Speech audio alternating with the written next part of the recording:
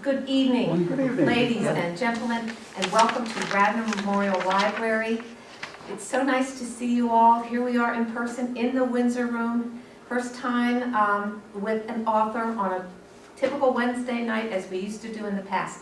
And I am very happy to see you. And Nick Wardigo is here, a representative from our independent bookseller here in downtown Wayne, Pennsylvania. And that is Main Point Books, so we do have books to sell tonight.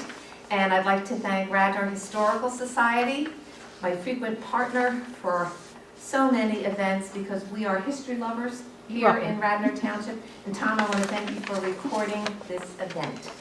So let me tell you, my name is Pam Sador. Again, welcome to Radnor Memorial Library. Our guest author this evening is Neil Langto, PhD. He is the author of the book we're talking about tonight, The Approaching Storm. He is also a historian who has written 4 books. Tonight we're going to talk about The Approaching Storm. I didn't grab my copy, but the official title is The Approaching Storm, Roosevelt, Wilson, Addams, and their clash over America's future. Thank you, Nick. It is a beautiful book published by Penguin Random House last October. Langto's writing has appeared in the Smithsonian, Chicago Tribune, the Philadelphia Inquirer, the Baltimore Sun, and several other journals and anthologies. Again, thank you for coming. It's so nice to see all of you here. And tonight we're talking, Neil is presenting a book that he wrote on the Great War. We have not had many authors. This is the first time I can say that we've had an author of a book about the Great War here in the Windsor Room. So I want to thank you, Neil. Thank you very much. Thank you. And thank you for pronouncing my name right and doing your Yeah. homework. My name is often mispronounced, so I'm kind of used to telling people in advance. It's actually French-Canadian. So as Pam said, we'll be talking about World War I. It's not one of these wars that most Americans have a great deal of knowledge about, but hopefully by the end of my talk you'll realize how important it was, not just for the United States, but for the 20th century. So I want to start by explaining how I came to write this book. I had been looking through Our Times, and you can see Our Times up there, series of books. It was written by Mark Sullivan. Mark Sullivan was a big shot journalist in the early 20th century. He knew everyone, he knew where all the bodies were buried. And in the 1920s and 1930s, he wrote a series of books about current America, or America for the last 20 years. I happened to pick up this series of books and start looking through it. And I noticed that his books on World War I were extraordinarily interesting, just like fascinating stuff, and stuff that I didn't know much about. I was reading about the rapid changes in the United States and all these larger-than-life political figures, and then the United States' giant and unprecedented leap into European affairs. And after reading all this really great stuff, I could see that there was potential there for a book of some kind. But I wasn't really sure what I should write about at first. I knew that America's involvement in the war was less than 2 years, so that's a problem. I knew also, and as Pam indicated, World War I is just kind of pales in comparison as far as readers in America to World War II and the Civil War. Those are the big, sexy wars, so to speak, as far as readers are concerned. World War I for the United States just doesn't have that kind of drawing power. But I could see that our involvement in this war was unbelievably significant. You have to think of it this way. Without the United States' involvement in World War I, there's possibly no defeat of Germany. And if there's no defeat of Germany, there's no remaking of the map of Europe with the Versailles Treaty, there's no reparations imposed on Germany, there's no rise of Hitler, and you have an entirely changed landscape for the 20th century if we decide to stay out of this war and the war is instead fought to a draw of some kind. So America's decision to go to war in 1917 actually changed the 20th century. And that was really what I was going to decide to focus on. You know, how did we come to make this incredibly important decision? That's going to be my focus for this book. So, I knew I wanted to write about this. The question is, how do you tell this story? I decided the best way, and the way that would probably appeal to most readers, is to do a character-driven approach. I wanted to focus on three well-known individuals who were going to be strongly associated with the progressive movement, which was sweeping the country in the early 1900s, and was still going on at the time the Great War began in 1914 in Europe. I also wanted individuals who were not only progressives, but were also involved very strongly in the key decisions on the way to American involvement in this war. I also wanted them to know one another well, not three random strangers. And finally, I thought it was important that these three individuals all represented a different perspective as to how the United States should respond to the slaughter that's unfolding in Europe in 1914. For me, the choice was pretty obvious. The three most famous progressives in America in 1914 were former President Theodore Roosevelt, you see here, the social worker and reformer Jane Addams, and the current president Woodrow Wilson. Each of these individuals understood immediately how important this war was, but they all are going to differ greatly on what path the country should follow. And what's interesting and particularly fascinating, that all three of them displayed a great deal of political courage. They were willing to make very unpopular decisions at times, even if it hurt their popularity or hurt them politically. In some ways, these three individuals had a great deal in common. They were born within a 4-year period between 1856 and 1860. All of them were very, very smart, brilliant writers, brilliant thinkers. They were all household names in America, if not the world, in 1914. Probably the most famous at the time of the outbreak of war was Roosevelt. Teddy, as they called him, or TR. Roosevelt had been an inescapable force in American politics and culture for years. And he passionately believed that America had an important role to play on the world stage. But in 1914, when the war is breaking out, it's a very frustrating time for Theodore Roosevelt. He's not president anymore, and that enough is killing him. He couldn't stand being out of office, as many presidents can't. It's very difficult for them to be out of office. He also despised the Democrat in the White House, Woodrow Wilson. We'll talk about that in a few moments. That hatred of Wilson is going to only intensify in the coming year until it almost consumes him. I mean, he absolutely despises Woodrow Wilson. It didn't help that Wilson had defeated him in 1912 when Roosevelt tried to run a third party, the Progressive Party, and Wilson finished in first that year and Roosevelt finished in second. For Jane Addams, it was a transitional time for her when the war began. She's not a name we know very well today. She should be better known. She's actually someone who's far ahead of her time. But in the 19-teens, she was one of the most famous women in America. She had made her name working with the urban poor in Chicago at Hull House. Hull House was a settlement house, and she had started Hull House with a friend in 1889. And from there, she got involved in all kinds of reform activities in Chicago and eventually went national. And she was famous by the turn of the century, so much so that the Ladies' Home Journal in the early 1900s called her the foremost living woman in America today. I would say that at the time of World War I, maybe Helen Keller might be a little bit more famous than Jane Addams in the United States, but Jane Addams would probably be number two. You flip-flop the two of them. But she was enormously famous, enormously influential.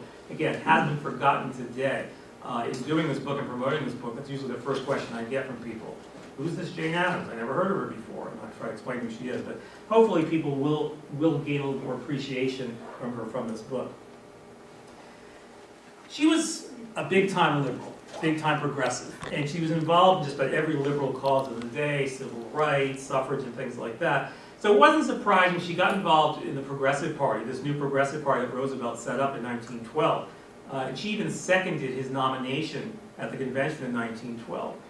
At the time of the outbreak of war in 1914, she was still involved in the Progressive Party and the suffrage movement, but she's going to move much more consciously into another cause that had always been very important to her, and that's pacifism.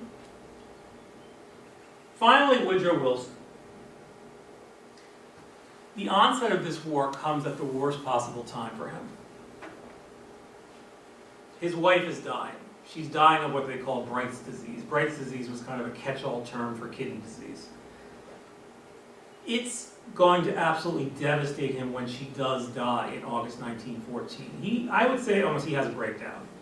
There's a scene in the book where he's walking the streets of New York a few months later with one of his friends, and he says to the friend, "I wish someone would come up and shoot me right now, because I can't bear this terrible pain I'm in right now. But since no one won't kill me, I'll just keep working as I always do, but I really wish someone would take me out of my misery." So he has almost a breakdown. The death of his wife is so traumatic to him. He had been president for roughly a year and a half at this point, and the public was still getting used to this guy. He had jumped from being president of Princeton to governor of New Jersey to president of the United States in a very short time. And it's unheard of. You think of today, someone become president of the university or an academic jumping into the White House. It's pretty surprising. But he had made this powerful leap in Democratic politics. And the irony is that Wilson was most concerned up to this point with domestic stuff. He was never that interested before this war broke out in international affairs. He thought he was going to make his name as president as a progressive reformer and those kinds of things. That's going to be his issue. But now he's thrown into this unprecedented international situation.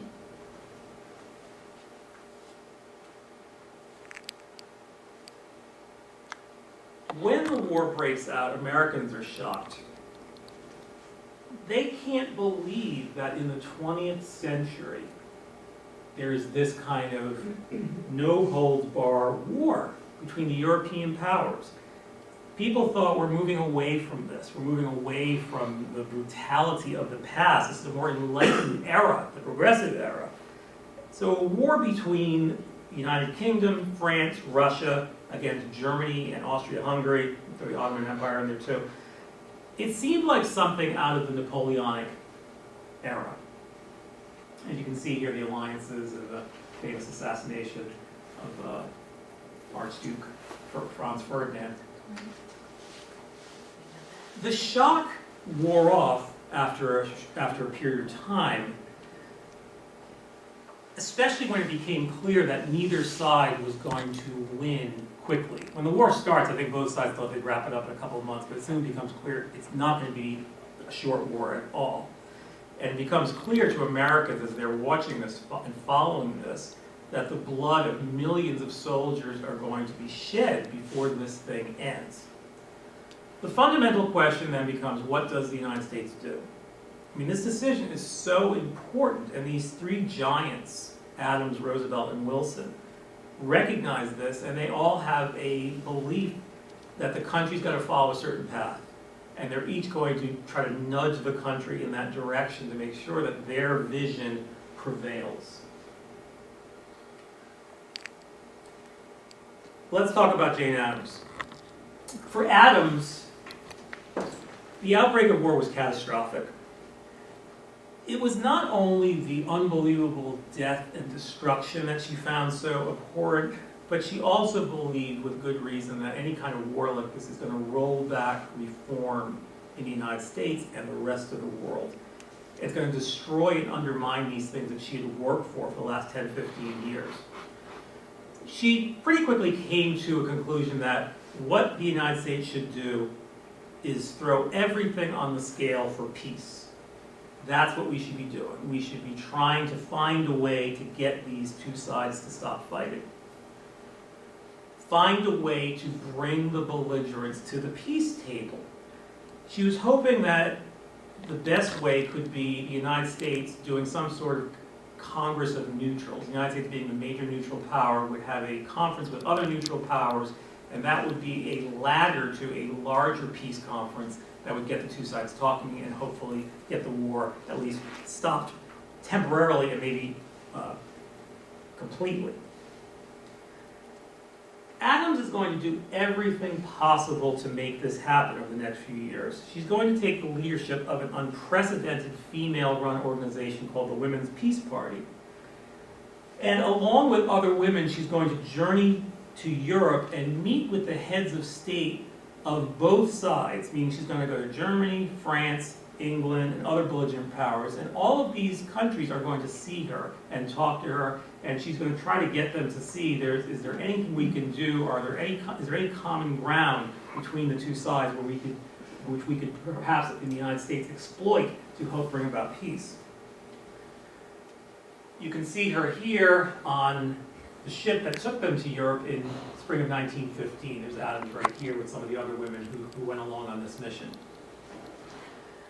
She's also going to support the peace ship scheme, which was cooked up by the eccentric automobile mogul Henry Ford. Henry Ford was not an educated man, he was a brilliant engineer, but Ford suddenly got in his head that peace was desirable, war was wasteful, and he, in 1915, begins to talk about, I will throw my fortunes for peace.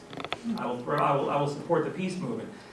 So Addams is going to be involved with Ford for a little while. Ford gets this idea of taking a ship to Europe where a peace congress and a conference of neutrals can be possibly started. So she'll be involved in that effort as well. But as the war rages on, she's going to pay a price for her activism.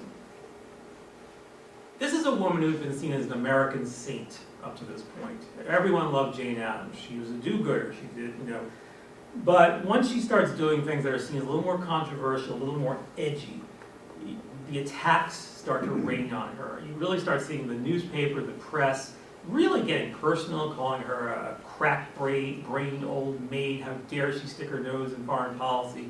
This is not a place for women. I mean, it gets really nasty. I think it was shocking to her because, again, she always had the public behind her, thinking very highly of her. But the criticism really begins during the war. It's going to continue for a number of years afterwards, that somehow she's not the ideal woman who's doing acceptable social worker activities and now is getting into much heavier, serious issues that are not as acceptable to the American public. Even Roosevelt, who had been her colleague in the Progressive Party, is going to call her a foolish woman. And the pacifists themselves, he's going to call foolish for what they're trying to accomplish. She is not deterred by Roosevelt's attacks. In fact, she's confident that the man in the White House, Woodrow Wilson, seems to see things her way and seems to see things the way of the pacifists. And she's going to meet with Wilson several times. You can see here Addams after she left the White House, after seeing Wilson at that time. So Wilson knows her influence is important, and he is willing to talk to her about peace and ways to potentially involve the United States in some kind of peace effort. Let's go to Wilson. As I mentioned, foreign affairs were not his thing. It was really not his forte. He's going to have to really get up to snuff once this war starts. His friend and advisor, Colonel House, got very frustrated with Wilson at times. He felt that Wilson sometimes would be more fixated on who was going to be the postmaster general in New York than this war in Europe. So that was something that could be quite annoying to some of his close colleagues. But Wilson did understand early on what the United States' role should be, at least in his eyes. He believed strict neutrality was the answer, and that the United States should maintain what he called self-possession. The country should not behave emotionally. And this is what he immediately pushes when the war begins. And you can see how this is filtering into popular culture, where Universal Movie Company, is making these little things on the silent films. The millions who enjoy Universal moving pictures are again reminded of President Wilson's plea for strict neutrality. Forget the horrors of war. Don't take sides. Appreciate the glories of peace. Carl Laemmle, who was the head of Universal Pictures. And again, another one. No matter where you were born, you're an American now. President Wilson asked you to be neutral. Remember his request when you are tempted to take sides in a war discussion. So that is sort of the official party line that the Wilson administration is pushing in the early months of World War I. The problem is this is not necessarily based in reality. It's not possible. America is a country of immigrants, and you have many first and second generation immigrants in this country who are naturally going to side with the nations from where they came. You have many, many German Americans in this country at the time who are going to take the side of the Germans. You have Irish immigrants who detest the United Kingdom, and they're going to side with Germany. You then have many people on the East Coast who have very strong ties with the Allies, who will, of course, be very, very strongly in support of their war effort. And then you have a lot of Americans in the Midwest and the South who don't really care one way or the other. That changes, though, early on with the brutal German invasion of Belgium in late summer 1914. When news of that comes over and Americans read about this, there's really a great rejection of the German cause in this particular war and a great deal of sympathy for Belgium. I recently wrote an op-ed about this very issue for the Chicago Tribune, making a comparison between the invasion of Ukraine in 2022 and the invasion of Belgium in 1914, how in both cases there was great sympathy by the American people. Both times you have a Democratic president who is faced with very difficult decisions to make, and in both cases you have Americans who want to do as much as they can but are not willing to commit combat troops. So there are some similarities, but you can see the difficulty that, of course, Joe Biden faces today and what Woodrow Wilson faced in 1914. But it's not just that many immigrants and many Americans are going to take sides. There are some practical issues that Wilson is not going to be able to control. American trade and American travel in the middle of a global war.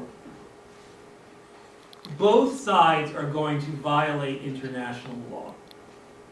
The British are going to blockade Germany, but they're also going to stop legitimate trade from reaching the neutral ports. The idea being, well, if the United States ships something to a neutral port, it can be reshipped to Germany. We can't allow that, so we have the right to intercept it and confiscate it. This becomes a real flashpoint between the United States and Great Britain at the time. So that is, in fact, a violation of international law. The Wilson administration protests this a number of times. And you can see here an article from 1914 about this very issue, U.S. protests seizure of ship by the British. Wilson administration, they send notes, they complain, but the Allies figure out pretty quickly that, well, the Americans are going to stamp their feet and complain, but they're never really going to do anything too tough. They're not going to ever really come down hard on us. They realize that the United States is going to get rich on trade with the Allies, and they don't want to interrupt that. Armament trade is going to be very, very important. The United States is going to be shipping so much to the Allies. The Germans don't need our armaments because they have their own factories, so they don't really need us, but the Allies do, and they're happy to pay for it. And the United States is going to get rich in the process on this armament trade. Now, the German response to the British blockade is going to pose additional problems. In early 1915, the Germans established a war zone around the British Isles. And they made a very clear statement. They said any ship, a warship or a merchant ship, would be subject to attack by German submarines without warning. And this idea of without warning in 1915 was so unheard of. It was barbaric. People couldn't believe it. Now, of course, the ideas of what is allowed and not allowed in war is going to change quite rapidly. But in 1915, it seemed like this is like piracy, having this, not giving them warning first. What that means for us is that American ships can't be guaranteed safety if they venture into this war zone around the British Isles, because the Germans said, with good reason, we can't always tell if it's an American ship or not, and it's possible we may sink an American ship and Americans may be killed. So this possibly might happen. Wilson is very upset by this, very concerned. He feels this is a violation of neutral rights. And he threatened Germany in a way. He said, you will be held to strict accountability, that's the word he uses, if an American vessel or the lives of Americans are lost. But less than a few months later, a German U-boat sank the Lusitania. You can see right here an artist rendering of the Lusitania sinking. Lusitania was a British passenger liner. It's not an American ship, it was a British ship. About 1,200 were killed, and about 100 or so were Americans. So this is a serious loss of life involved here. Many Americans, if you ask them, well, how did the United States get involved in World War I, they probably say, the Lusitania. But if that were true, we would have taken 2 more years for us to get involved in this war. So the Lusitania is important in and of itself, but not really the prime mover in getting involved in this war. It was, however, a real crisis for Woodrow Wilson, and it's the first of a number of crises he's going to face in the next 2 years.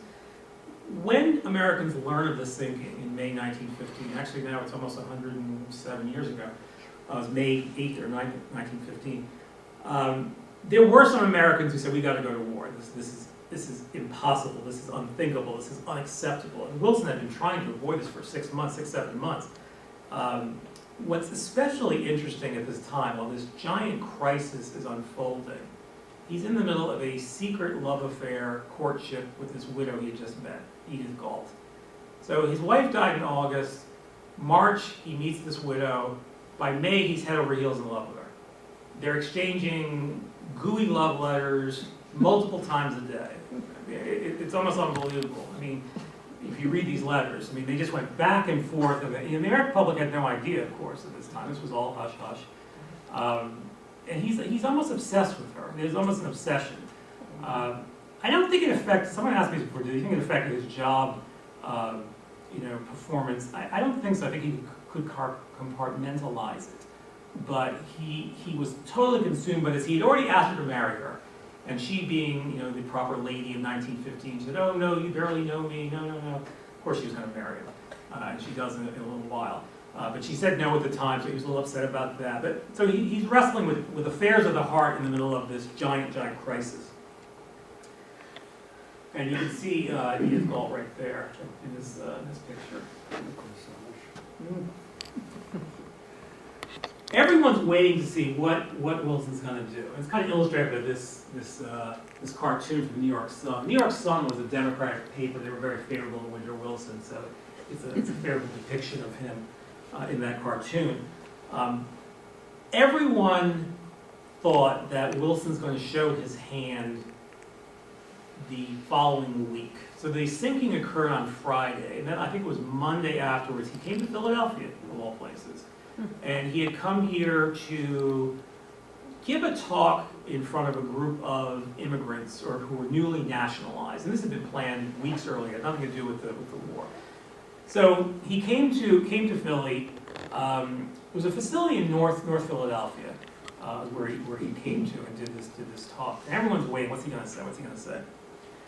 And he did the typical, oh, it's good to have you immigrants, you're now part of our country, blah, blah, blah, blah, blah. And then he said something in the midst of the speech. He said, there's such a thing as a man being too proud to fight. And there's such a thing as a nation being so right it does not need to convince others that it is right. And everyone knew what that meant. That meant we're not going to war, and we don't need to go to war. He felt that the American people really wanted 2 things from him.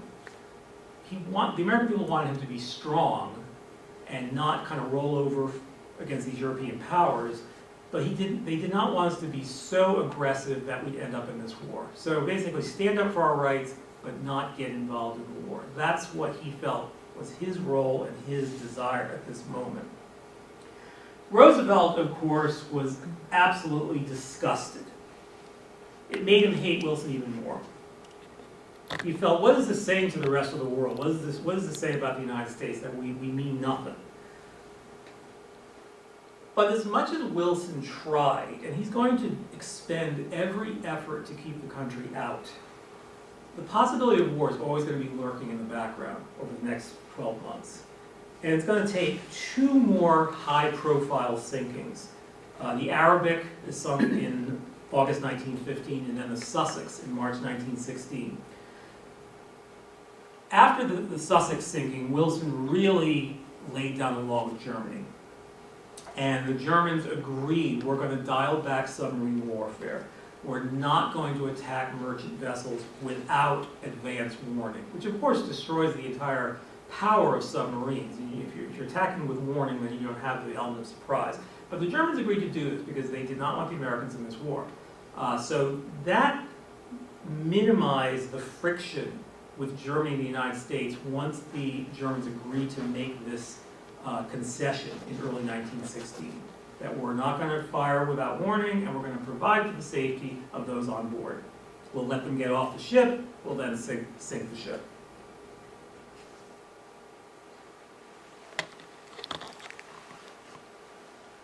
Roosevelt, as I said, was very, very disturbed by this. In his letters at the time, he wrote many times that this is the worst president we've ever had. He's horrible. He's awful. He's a disaster. He's incompetent. And those were some of the nicer things he said about him. I mean, he's a very partisan, people think today's partisan is just as partisan in 1915, 1916. It's funny that these guys had once gotten along. They had once been cordial, at least. I'm not going to say they were ever buddy-buddy, but they were friendly enough. When Roosevelt was president, he had invited Wilson to the White House, and they had a nice little chit-chat. But they came to despise one another. And it was absolutely killing Roosevelt that he's not president at this time. This is like the biggest crisis in the last 100 years, and he's not president. It's just, and a guy he can't stand is president. And you see the cartoon kind of making fun of TR. U.S. should go to war, TR. And again, another one here, hooray for war, down with peace. I mean, he was always a great subject for the political cartoonist at this time and even before then. It's a difficult time for Roosevelt also because of his health. He had picked up a really bad fever in his Brazilian expedition a few years earlier. This progressive party he had set up in 1912 was falling apart. He was being sued for libel in New York. And he felt that the people weren't listening to him anymore, and that in itself was very hard for him. That they just don't want to listen to him, and they seem to think of things in a very different way than he thought of things. In fact, the most popular song of the day was "I Didn't Raise My Boy to Be a Soldier," so I need to play here, and that itself was a song that he hated with a passion.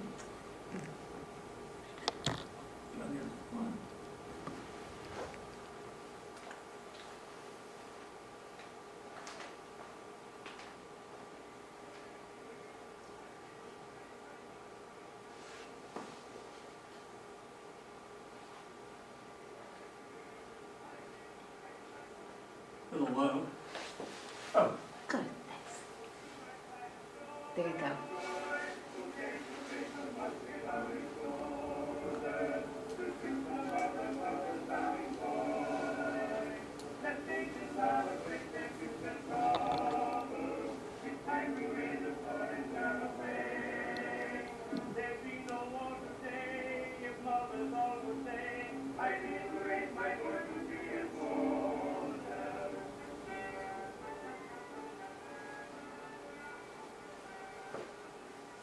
So that was a giant hit in 1915. And as I said, Roosevelt, he said that song is like telling a woman that I didn't raise my daughter to be a mother. I mean, it's terrible. It's a disgrace. It's awful. So he just felt he was like out of touch with the country, that they would like a man like Woodrow Wilson, that they would like a song like that. He couldn't understand what was happening. He felt that Wilson had really made a number of serious mistakes. Number one, he felt that the United States and Wilson should have protested the invasion of Belgium in 1914. And that the other thing we should be doing is building up our defenses. The United States had a pathetic military apparatus in 1914, 1915. We had like a 100,000-man army, very, very small. And Roosevelt said, we need to prepare, if not for this war, but the next war. In fact, Roosevelt was already saying that if the Germans win this war, I can see them teaming up with Japan in the future. So he was already seeing ahead what might be coming, and he felt that the United States was not prepared. In fact, he said at the time, I've never seen a wealthy country like ours does the least to protect that wealth. And we have a very, very minimal army. Our Navy's not bad, but our army is far too small. So he starts getting behind this issue of preparedness. Preparedness is something he starts talking about constantly in 1915 and 1916. And again, you see this filtering into popular culture. There's this movie in 1915 called The Battle Cry of Peace. It's a silent film. It's basically a 2-hour preparedness propaganda film. Unfortunately, the film has been lost. I wish it wasn't. I'd love to see it. But it really made a splash at the time, and Roosevelt was involved in it, and the guy who financed it lived next to Roosevelt in Oyster Bay. So but you kind of get the sense of the film. They never actually called them Germans, but you can tell who the baddies are supposed to be, and what's both sides supposed to represent. Roosevelt believed, and this is very important to him, we as a country cannot act against international wrongdoers unless we have the power to back up our words. And we don't have the power to back up our words. Words mean nothing without some sort of military to back it up. And right now we don't have anything. And Wilson at this point was not embracing preparedness yet. And a lot of Americans didn't want it either. They were afraid of militarism. They thought that was just that's not what our country's all about. There were some people at the time who thought the Boy Scouts were too militaristic. They were concerned about that. That's how our country was looking at the time. Roosevelt and his followers were hoping he could run against Wilson in 1916 again. It was going to be a very tall order if he could pull it off. He's got to get the Republicans to nominate him again. Remember, he had left the Republican Party in 1912 to start this new party up. So a lot of Republicans hate him. He ruined them. He ruined the party in 1912. We lost the election in 1912 because they split the party apart. So they didn't want him. Roosevelt does get nominated in 1916 by the Progressive Party, what's left of it. There was really not much left of it. But the conservatives in the Republican Party say, we're not going to nominate Roosevelt. There's no way. He's not getting the nomination. And instead, they turn to Charles Edmonds Hughes. You can see Hughes in this cartoon right there. Hughes was a former governor of New York. It had been on the Supreme Court. And if you're thinking about Hughes, he later went back to the Supreme Court in the 1930s. 1920s, 1930s. Roosevelt had a really difficult decision to make. Do I run again as a third-party candidate? Which probably means that Wilson will win again. And I hate Woodrow Wilson. I don't want him to win again. My other choice is I support Hughes. Of course, if I do that, that will destroy the Progressive Party. And Roosevelt decided I got to support Hughes because I hate Wilson so much, and Wilson is such a disaster for this country that I have to do it. Even if the Progressive Party falls apart, so be it. There's not much left of it anyway.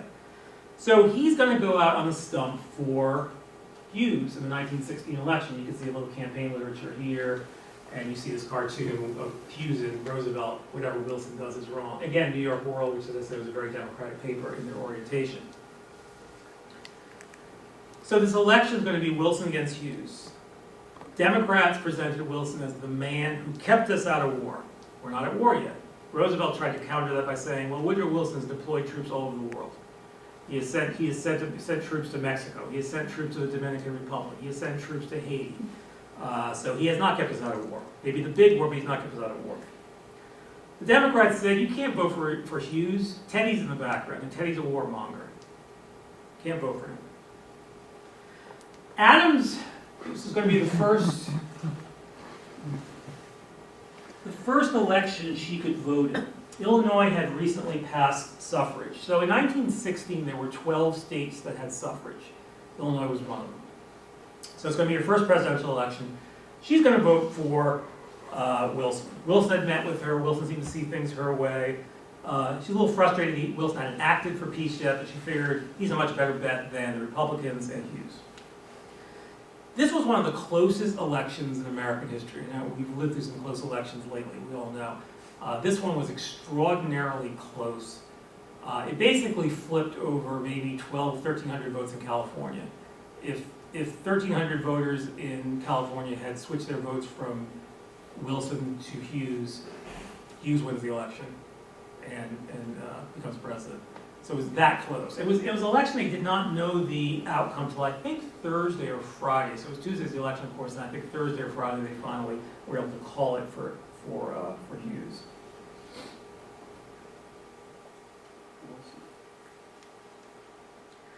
The Germans were watching the election very closely. They were winning the war, but they knew they could not win a long war. It's impossible. They're going to get worn down. They just don't have the resources. They're going to lose a long war. So what they wanted right now in the fall of 1916, they wanted the Americans to bring the two sides together so they could hash out an agreement. An agreement that will ideally be favorable to the Germans because they're winning the war and they want to keep what they've gained up to this point. That's what they were hoping for. They don't want American mediation. They don't want Woodrow Wilson calling the shots, making decisions on the peace process. They just want him to be bring the two sides together and they get lost. That's basically what they want him to do. The Germans had decided that if no peace conference of this kind materialized in the next few months, we're going to have to go back to the full power of our submarine warfare. All the restrictions we've put in place are going to disappear. And that's a good chance that that's going to lead to war with the United States. So they could see this was going to happen. Wilson understood it.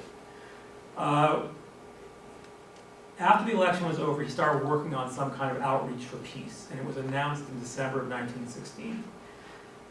The pacifists and Addams were delighted. They felt we had been waiting for Wilson to do this. He's finally doing it. He's making a move for peace. Unfortunately, it didn't accomplish anything. The Allies were very unhappy with Wilson that he did this. They felt, why doesn't he just mind his own business? The Germans had even thrown out their own little peace effort, which didn't get anywhere either. The problem by the end of 1916 is that both sides still believed they could win.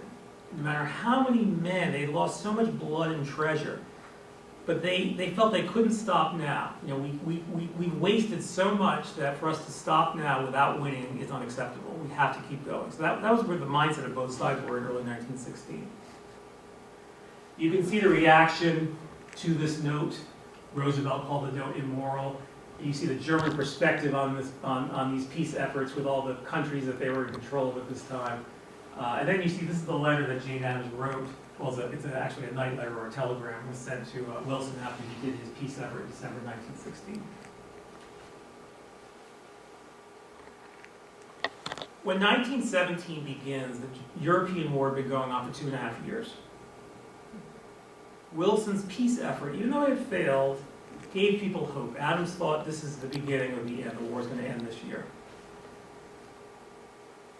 And she felt it's not just about nonviolence, it's about finding modern ways to end disputes in the 20th century. You know, there's got to be better ways. We don't want to lay down any terms, she said, but we just want to see if the countries can find something that they can talk about. So at least to take a break from the fighting, and maybe if they take a break, they'll start talking and they can work something out to end this slaughter. Wilson seemed to share her views. In early 1917, he made a shocking speech before the Senate. He said, the United States should not only participate in a future League of Nations, which I'm sure many of you have heard of, but also become involved in determining and maintaining the peace of this war. And it should be what he called a peace without victory. Again, you had antagonism from the Allies about this, and you can see in this editorial here, you know, this London editorial saying, you know, Wilson saying peace without victory, no bitterness. Well, how would the Americans have felt if we had said that to you with the Spanish-American War, that there should be no peace, there should be peace without victory and peace without no bitterness and things like that. The pacifists and Jane Addams were very excited by this. They felt this is what we've been waiting for. Our president is moving to peace, towards peace decisively. We've been waiting for him for 2 years, and now he's moving forward.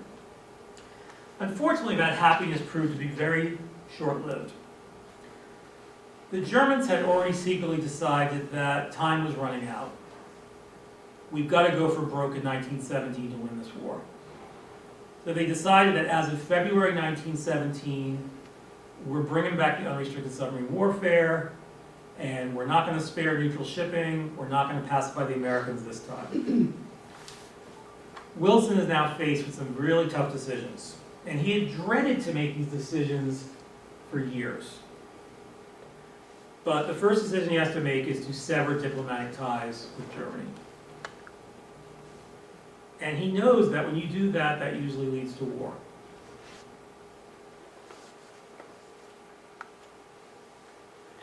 Addams went to see him in early 1917, trying to get him to find a peaceful solution.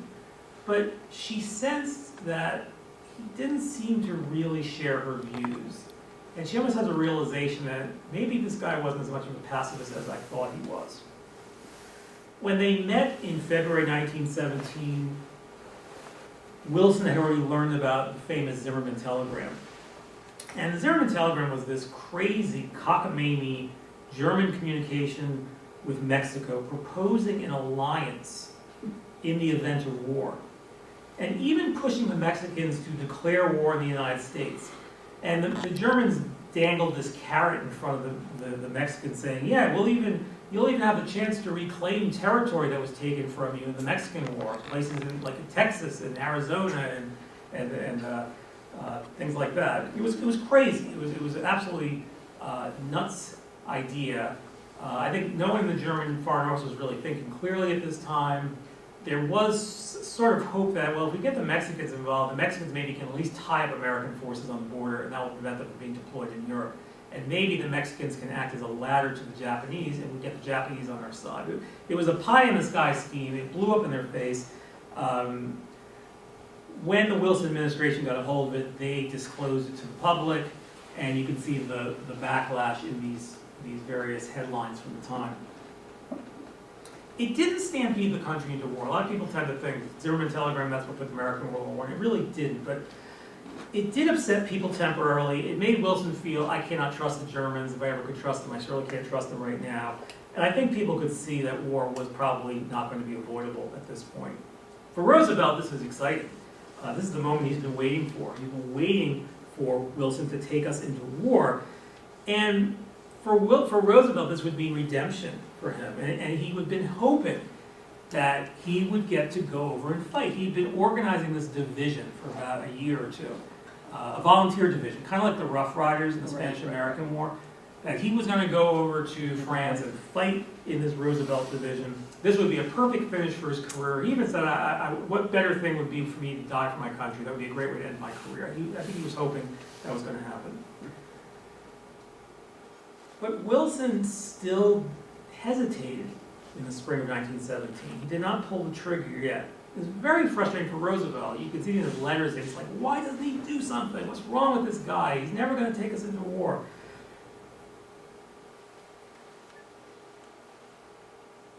Addams and the pacifist crowd thought maybe they could reach Wilson at this point. Maybe there's one last chance we can get him to stop this movement into war. It's very hard for Jane Addams because she sees a lot of pacifists jumping ship at this moment, who decide, well, we're going to follow what the government says. We're not going to talk of peace anymore, even though we're not in the war yet. And she's going to find herself already on the outs with much of America. And that's going to continue for 5, 10, 15 years, where she's this woman who's been so venerated and so respected will be seen as a dangerous figure who's not loyal. And he's practically a German sympathizer. Addams thought maybe there's a chance Wilson will resist pressure, and he'll keep America out while finding a way to bring peace to the belligerents. But Wilson no longer even pretended to see things her way anymore. And when they met in early 1917, they had a very interesting conversation. She's trying to convince him, there's got to be another way. And Wilson pretty much told her, we've got to be involved, because if we're not involved, I would be lucky to get into the peace conference when it occurs through a crack in the door. And that's not acceptable to me. I think Wilson already had this vision, it was his destiny to be involved in the peace process, to be involved in the remaking of the post-war world. And this had to happen, and the way to make it happen was going to be through American involvement. Because if we're not involved in this war, how can the United States have anything to say about peace at all? Following the sinking of 3 American ships in March, Wilson finally made the decision that he had been fearing for years. On April 2nd, 1917, he went before Congress, asked for a declaration of war, He said, America will not fight for material gains or profit, but for the principles of peace and justice against selfish and autocratic power. You can see Wilson here making that speech. And he presented Germany as this major threat that had to be quelled. You know, he made his famous phrase, the world must be made safe for democracy. Its peace must be planted upon the tested foundations of political liberty. Speech was a smash. Everyone went crazy over the speech. Addams was disgusted, disillusioned. She really thought, again, as they were simpatico, she just could not see that war was ever the right choice. She felt it was the worst possible option for him to choose at this time. I don't think there's any doubt that if Wilson had wanted to, he could have refrained from going to war in 1970. I think the people would have stood it.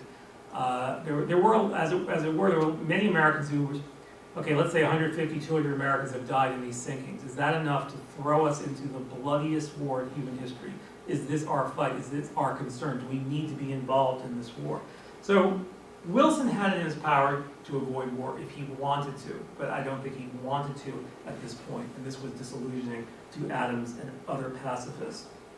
There's also a line of thinking that some people have said that if the United States had stayed out of this war, there's a chance, that I think I alluded to this earlier, that neither side can get the upper hand, the war is fought to a draw, and maybe you have, again, an entirely different scenario evolves in Europe in the 1920s where you don't have the rise of fascism. There were some individuals who believe that might even lead to a more democratic Germany if they had been thwarted in this war.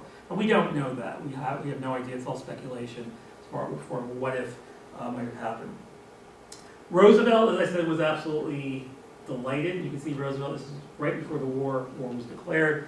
After the war was declared, he shows up at the White House for a very potentially uncomfortable meeting with Wilson. I would have loved to have been a fly on the wall to have watched this discussion between these two men. But it was a nice chat. For what everyone, those who were there, said they had a very pleasant little chat. Roosevelt gave his pitch for, I've got this division, I've got 25,000 men or whatever he had. We're ready to go over. We'll make your words into deeds, and just let me go over, and that's it. And not only that, if I go over, I'll be in the military, and I can't criticize you anymore. That's kind of the other work. And once he's in the military, he can be stopped from being able to constantly attack him. After the meeting, Roosevelt was optimistic, cautiously, that Wilson would let him go. But ultimately, Wilson was like, no, he's not going. It wouldn't have made any sense for Wilson to let him go, but there were practical reasons. The Army didn't want Roosevelt over there. Do you want an ex-president over there trying to throw his weight around as a former commander-in-chief, offering his 2 cents on every decision, large and small, number one? Number two, Roosevelt didn't have much experience. He did his little Rough Rider thing in 1898, and some people felt he didn't really done that great a job. He'd been a little bit rash. His health wasn't great either. His health was poor. So all these factors were swirling around. And then also there's a sense of, there was already talk that Roosevelt and Wilson might run against each other in 1920, that Wilson might break the two-term tradition and run for a third term. If I'm Woodrow Wilson, do I let my great rival go serve and possibly come back a war hero again, like he did in 1898, which put him in the White House? So there were all these factors that were preventing Roosevelt from going. So Wilson said, no, you're not going. Roosevelt, of course, very, very upset, and he had to watch his 4 sons go over. One of them was killed in action during the war. So that's basically, again, in a nutshell, a 500-page book distilled into 15 slides. So you get the gist of it. I'll talk now briefly about some of the secondary characters in this book, because the book focuses on those 3, but there's a lot of other individuals who are interwoven in the narrative. Here you have the new First Lady, Edith Wilson, who we alluded to. She becomes a real force in the administration very, very quickly. This is a woman who doesn't have a lot of formal education, but she soon really gets involved with things. I think she manipulates Wilson a little bit. She barely knows Wilson maybe less than 4 or 5 months, and Wilson's already showing her all kinds of state secrets, and she's putting her stamp up on it. She's commenting on his speeches. She becomes a really, really powerful figure, and I think, as I said, I think she really liked that a lot. Maybe she was in love with Woodrow Wilson, but I think she was in love with being close to the seat of power. I think that was very important. And in fact, she started to, I think, intentionally drive a wedge between Wilson and his friend and advisor, Colonel House, who House had this very strange relationship I don't think I've ever seen before, of a guy who was so close to the president but had no official title. He was simply his advisor.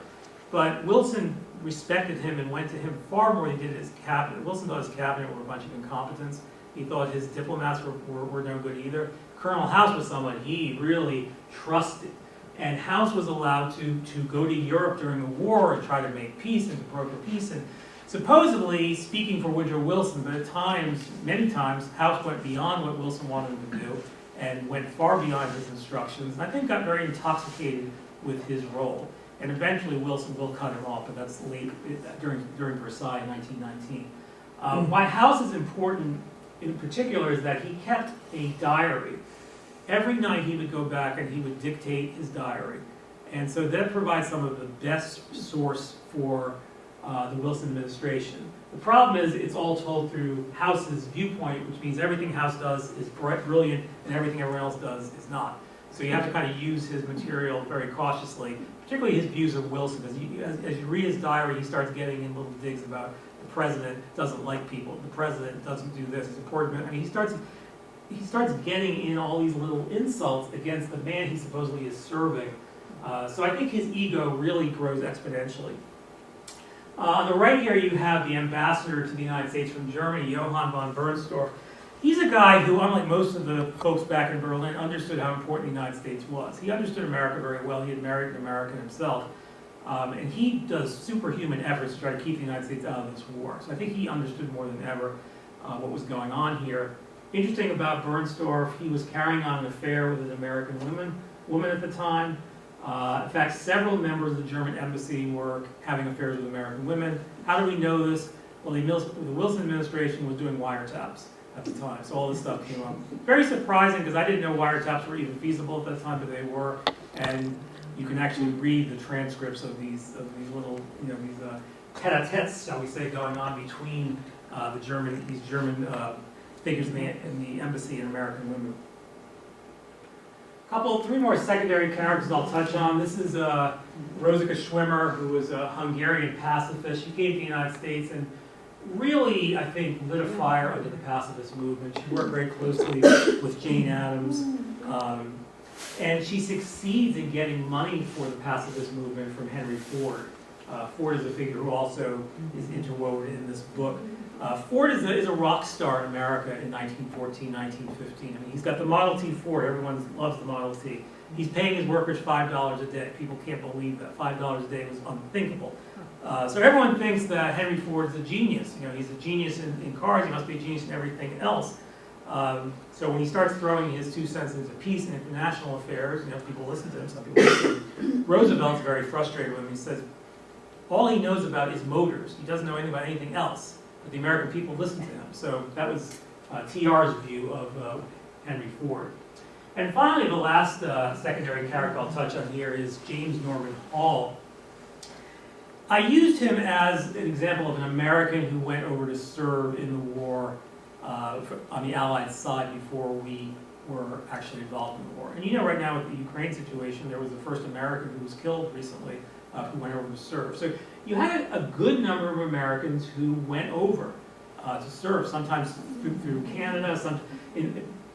James Norman Hall was in London at the time the war began, and he basically, when he enlisted, they knew he was an American, but the British just said, oh, just protect the British if they ask you. So they let him in. And he left behind a number of really fascinating letters of his experiences serving in the British Army. He also served in the French Air Corps and also the American Armed Forces. Some of you may be aware he later became a famous novelist. He's best known for writing Mutiny on the Bounty. So that's really what James Norman Hall is known for. Yes. Finally, I'll talk now briefly about writing and researching this book. I always say writing a book like this is like putting together a jigsaw puzzle, except you have 500 times the pieces that you need to make the puzzle. I mean, there's so much information. I started by reading the secondary literature on these individuals, but there's so much. My primary research focus was the original sources, the primary sources. And this was a time when people wrote a ton of letters. I mean, telephones existed, of course, in 1914, 15, 16, 17, but a lot of the business of American life was still being done through correspondence. In fact, some communities, I think New York City had like 5 or 6 mail deliveries a day. You could send a letter in those days, and sometimes it would even be received in the same day in some communities. So mail was so important. For as far as research is concerned, that means there's just an enormous amount of correspondence to go through. You can see here, these are all just samples of their letters. This is Jane Addams. Jane Addams' handwriting was atrocious. Luckily, she typed this one, but it really drove me bonkers trying to read her handwriting. Roosevelt's handwriting was better. A lot of his stuff was typed, and Wilson too. A lot of individuals, well-known individuals like these three who had active correspondence, they had stenographers. That's a word we don't hear about much today, but maybe some of you know what a stenographer is. Oh, yeah. Old-time expression. Yeah. So you used to have stenographers, and that was a good job in those days, nice job for women, who would, they take the dictation and they type it up. So that's who they would employ to do these many letters. I also made extensive use of the daily newspapers, which are absolutely fascinating. I mean, they're very revealing. Most cities had multiple newspapers in those days. So Philadelphia in 1914, 15, I think there were 5 or 6. New York probably had 10 or 12. And they were all differentiated by their political orientation. So Philadelphia would have 2 Democratic newspapers and 3 Republicans and maybe independent. Same thing in New York. So you could read the newspapers and get a different slant. And often when you read multiple newspapers, you could kind of piece together a particular episode. Like, for example, when Wilson got married in 1915 to Edith Wilson, to Edith Galt. If you read the 4 Washington newspapers, you can get a little something different from each one of them to kind of put it all together to get a sense of what exactly happened. And I use the newspapers also to illustrate American life at the time. That's a big part of this book as well. America, the world of America in 1950, 1960, it's not just about the war, it's about the world of that time. So I integrated particular events that were unfolding. The polio epidemic of 1916 was right in the middle of this. And this affected all of our principal characters. Wilson's daughter was very worried about that. They moved the family away, their little girl away from the polio epidemic. There was an outbreak in Oyster Bay where TR lived. So these major episodes were also integrated, but also the way to provide a snapshot of American life at this time. So after doing 2 or 3 years of research, then it's time to write, which is not the fun part, it's the unfun part. Writing is a very time-consuming and very, trying to synthesize vast amounts of material into a narrative is not easy. This book is, I think it's 570 pages. As I said, it was a big book. I didn't necessarily intend it to be that long, that's just how it turned out to be. But when I was writing, I tried to set a goal for myself every day. I would try to write like 1,000 words a day. That would be my goal.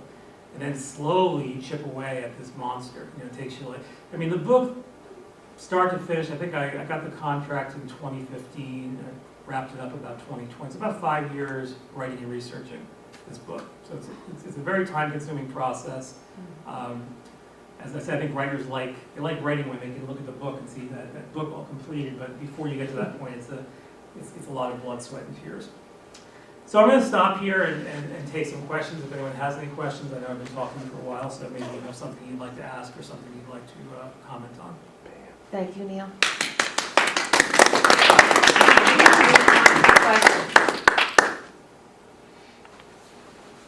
Yes? So, was the Lusitania carrying weapons? There were munitions on the Lusitania, and that was one of the Germans' excuses that there were some on the Lusitania. And how did they determine that? Is that based on the wreckage, or is that based on how it I think on the came apart and manifest, the ship exploded? manifest, they were carrying cartridges, I think gunpowder, things like that. It was not the primary purpose, but there were some on there. So the Germans did try to use that as a sort of a, well, there was material on there. They also tried to claim there was Canadian soldiers on there, which we do know now that was not true, but there were munitions on there. I didn't mention William Jennings Bryan, who was the Secretary of State. Bryan felt that was a big loophole, that was a big problem. Bryan felt, there were munitions, and we should not be shipping our munitions to the Allies, because then they're going to get shot at by German submarines and we're going to get involved in the war, so we should stop we should try to prevent this from going on. And eventually Brian will resign over this issue. Yes? I think we can all kind of understand, Woodrow Wilson's the sitting president of the United States, we understand that. A former president who seemed like they loved being president would like to return. We've had several of those in the last generation or so. Always have several now. What or who might Jane Addams remind us of in the modern day? Has to be someone I think who would be a staunch liberal. I think Elizabeth Warren wouldn't be a bad match for Jane Addams. Addams actually, Roosevelt had said that if Roosevelt said if he'd been elected president in 1912, he was going to put Jane Addams in the cabinet. And she would have been the first woman in the cabinet before Frances Perkins, who was put in there in World War, with FDR in the 30s. So I think Jane Addams could have gone political in another world. I mean, some people called her a lady politician, which was not a nice thing to call her. They felt that she was too invested. In fact, when she got involved in politics, there were a lot of attacks on her. They felt this was not appropriate for a woman. She's supposed to be a social worker, a do-gooder, not get involved in partisan politics. But I do think someone like Elizabeth Warren, who I think is involved in many liberal causes and somewhat the voice of, quote unquote, the progressives of today, at least at the Senate level. You can throw AOC out there, but I really think Elizabeth Warren's a little more weighty. This is my own personal opinion than AOC is. I think she would be a better match for Jane Addams. To what extent did the Bolshevik Revolution weigh on the decision to go to war with the elimination of the Eastern Front, but also the ideology and the appeal to the masses in the trenches to turn their bayonets on their officers, since the message was they had more in common with each other than they did with those sending them to war to fight each other. You mean the United States decision? Yeah.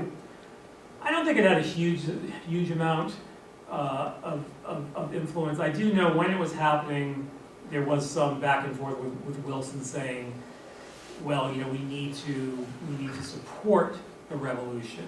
And this is this great thing that's occurring for democracy, so the United States getting involved in this war would be an assistance to this. Whether it made Roosevelt any more or less, Wilson any more or less interested in going to war, I don't think so. I think Wilson had made this decision before even the revolution, and I think it came down to what I believe, that his belief that he had to be involved in this war, that to remake the peace and to remake the world and the League of Nations, we have to be involved in this war. So I think it had some influence, but maybe not a substantial amount. Go ahead, you were. The Roosevelt letter in the middle there to Kermit, what's the gist there, the subject matter? I'm just curious what he had to say to Kermit. Let's see, Mother has returned in your letter written about the time of your telegram saying that Bell's Kermit's wife, had bronchitis, but it arrived. I was very glad to see you got the letter. We got the letter. Darling Bell, this is like a personal letter. Okay. It was dreadful, and it's a personal letter to his son about. I think, if I recall correctly, I think Bell may have been pregnant at the time, and I think she might have had, I can't remember what disease she had, typhoid, I believe. She had typhoid. And I think she was coming back home, and I think that's what the letter was all about. But as I said, Roosevelt wrote so many letters. I mean, so many letters. And he got all kinds of crazy requests from people. Can you lend me money? Can you get my book published? It's because he was a figure. He was a celebrity. He was not just a politician. Right. He was someone who people recognized to such a degree on many, many levels, and I think people would go to him. Even years after he got out of the White House, where he still commanded a great deal of personal thought. Wilson never had that kind of idolatry, because I think Wilson was not as personable a figure, although Wilson could be more friendly than people gave him credit for. A lot of people thought Wilson was a cold fish. He was an academic, but he actually was quite lively around people he knew. He told a lot of jokes. He liked to, like limericks. One thing we haven't mentioned, and I'll mention it real quick at a time, you're probably running out, but Wilson has become a very controversial figure in the last 5-10 years. I mean, he has, the racial issue has, I think, really harmed Woodrow Wilson's reputation.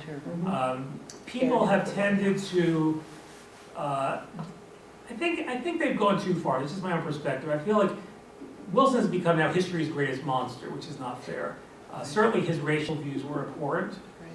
He certainly did enforce segregation in the government, but he also did some positive things as well. So I hate to see all of his contributions be thrown out. But as you probably are aware, Princeton University took Wilson's name off their school. You're seeing that happen in other. I think in Camden there was a school that was Woodrow Wilson High School or something that took his name off it. But I think initially, didn't Princeton say, no, we're not going to do Well, that? they gave it. But in the end, they did. They did give it. Yeah, I think to wipe Woodrow Wilson's contribution off the map, I think is wrong. As I said, of the three in this book, the only one who was really ahead of her time was Jane Addams, as far as race was concerned. Addams was truly pro-civil rights, was involved in setting up the NAACP. Roosevelt was better than Wilson, but not great. But I think the average American in 1915, 1916, most of them, their views would be considered to be very offensive and unacceptable in the 20th century. So I think with Woodrow Wilson, as I've tried to say when people have asked me this, he grew up in the South. He couldn't get away from those views. I mean, he was raised to believe certain things. His family had slaves. So he never could conceive of African Americans being much more than that. So I think that was the basis of his issues. And then his cabinet was full of Southerners. He put a bunch of Southerners in there who enforced segregation in their departments, and Wilson didn't do anything to stop it. There's a scene in the book where William Monroe Trotter, who was an African American editor, came to see Wilson at the White House about this issue. And again, you have a stenographer who was there to capture the whole back and forth. It goes on for like 10 pages. It's very interesting. And Trotter's trying to explain to Wilson, it's like segregation. Can you understand this? It makes it seem like we are not equal to you, that we're not brothers, by segregating us. And Wilson he can't seem to understand it. He says like, well, we're just trying to avoid friction. I don't understand why you can't see this. We're just, if you see this as offensive, well, you're not understanding. We're just trying to, my colleagues and I are trying to eliminate friction in the government departments. This is not meant as a humiliation. And Trotter just keeps trying to explain to him over and over, what segregation means and why it's damaging. And Wilson can't quite get it. And eventually, the Secret Service people come and kind of haul Trotter away. Like, or you talk to the president enough, he's getting upset. So bye. So Wilson could be very closed-minded. He was very closed-minded when it came to women's suffrage. I mean, the suffragists were quite unhappy with Woodrow Wilson. That he was very slow to jump on the suffrage train. Roosevelt was ahead in that regard. Wilson does eventually come out for it, but it takes him a while. And I think Wilson's view of women was very much traditional, Southern gentleman kind of view. And I think that's why he liked his wife, his second wife, who was very much, she idealized her husband. He did not like lady politicians. He didn't have much of a place for them. So I do, as I said, I do think Wilson has probably, I think the pendulum has swung too far. At one point, Wilson was highly regarded as one of our great presidents. Now he's regarded like one of our worst presidents. I don't think that's correct either. Yes? Time for one more. Go ahead. At that time, wasn't like Kaiser Wilhelm and the Tsar and the King of England, weren't they all Victoria's kids? Queen Victoria? They're all related. I can't remember the exact relationships off the top of my head, but yes, they're all related. They're cousins. Victoria. Yeah, I can't remember who's who. There's a scene in the book where the American diplomat to Germany goes to talk to the Kaiser, and he's very haughty with him. And he says something like, "I and my cousins will decide when peace comes." That's exactly what he said. So, and it's almost like these monarchs were so out of touch with the world, and they just kind of still saw themselves as almost gods. And we'll decide when we'll fight till it's over, and then we'll decide. And the rest of you just stay away, stand back. So. Okay. Thank you, Neil. you. And Neil will be signing books. Thank you very much. Thank you. And thank you, Radford Historical Society and Aimpoint Books. Thank you so much.